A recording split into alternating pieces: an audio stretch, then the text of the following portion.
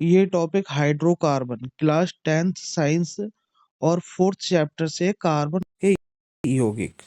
देखो ये काफी पूछा जाता है, आपका इम्पोर्टेंट क्वेश्चन है। हाइड्रोकार्बन क्या है?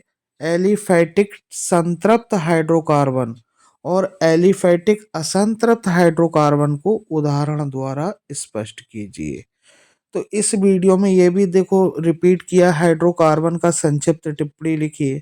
यहाँ नीचे वाले में भी संतृप्त हाइड्रोकार्बन के बारे में पूछा गया है। ठीक है, तो आपको जानना है कि हाइड्रोकार्बन क्या है और संतृप्त क्या होता है, असंतृप्त क्या होता है, एलिफैटिक क्या है। ठीक, पूरा जो है क्लियर करेंगे नीचे। तो देखो इसका आंसर क्या है। तो हाइड्रोकार्बन, जैसे आपका नाम से पता लग रहा है कि हाइड्रोजन और कार्बन, यानी कार्बन और हाइड्रोजन के जो यौगिक होते हैं ना, यौगिकों को हाइड्रोकार्बन कहते हैं। हाइड्रोकार्बन जैसे ये मीथेन है, कार्बन और हाइड्रोजन है। ये आपका एथेन है, C2H6। ये आपका बेंजीन है। ये आपका साइक्लोहेक्सेन है। तो ये केवल कार्बन और हाइड्रोजन से मिलकर बने हैं। आप कह सकते हो जो है बे यौगिक जो केवल कार्बन और हाइड्रोजन से बने होते हैं, हाइड्रोकार्बन कहलाते हैं। ठीक, या फिर आप इस तरह से लिख सकते हो, कार्बन व हाइड्रोजन के यौगिकों को हाइड्रोकार्बन कहते हैं। ये आपके एग्जाम्पल हो गए। ठीक, उदाहरण। अब बात आती है एलिफैटिक की। तो एलिफैटिक हाइड्रोकार्बन जो खुली श्रृंखला होती है, जब बंद श्रृंखला होती है, बंद श्रृंखला आपकी जो है दो प्रकार की होती है। एक तो एरोमेटिक होते हैं, दूसरे एलिसाइक्लिक होते हैं। वो बंद श्रृंखला वाले हैं। जो खुली श्रृंखला वाले होते हैं, खुली श्रृंखला का मतलब है यानी कि इधर भी एक छोर और एक छोर इधर भी, यानी खुली श्रृंखला होती है, बंद नहीं होते हैं, यानी कि एक साइकिल की तरह नहीं होते हैं। तो खुली श्रृंखला वालों को जो हाइड्रोकार्बन होते हैं उनको एलिफैटिक कहते हैं। प्रायः खुली श्रृंखला के हाइड्रोकार्बन हैं जो दो प्रकार के होते हैं। तो एलिफैटिक हाइड्रोकार्बन दो प्रकार के होते हैं।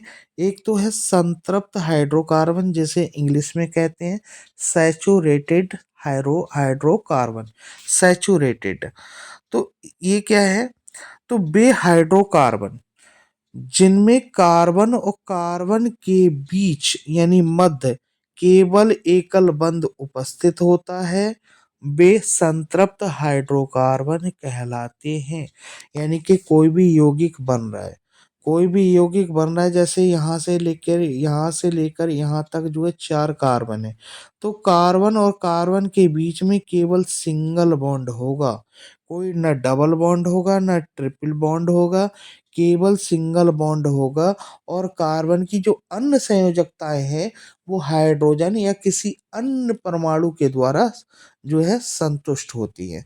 लेकिन कार्बन और कार्बन के बीच में केवल एक सिंगल बॉन्ड होता है, तो वो क्या कहलाते हैं? संतृप्त हाइड्रोकार्बन कहलाते हैं। ठीक, जैसे जितने भी एल्केन है, चाहे मीथेन हो गया, चाहे एथेन हो गया, चाहे ब्यूटेन हो गया, वो सब की सब जो है आपके संतृप्त हाइड्रोकार्बन हैं। अब बात करते हैं बेटा असंतृप्त हाइड्रोकार्बन की, यानी कि अनसैचुरेटेड हाइड्रोकार्बन।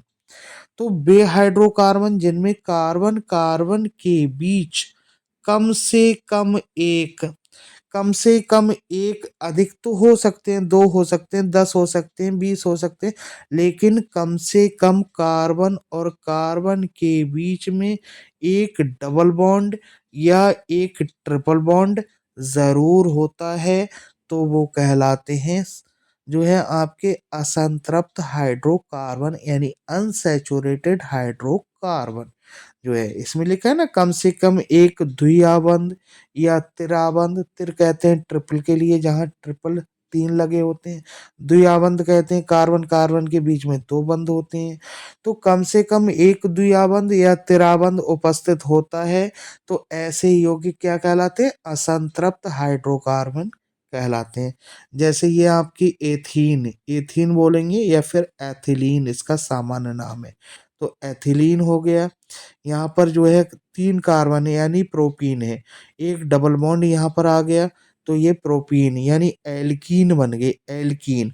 तो ये एल्कीन जो होते हैं, एल्काइन जो होती हैं, वो सब की सब असंतृप्त होती हैं। ठीक है बेटा, थैंक यू।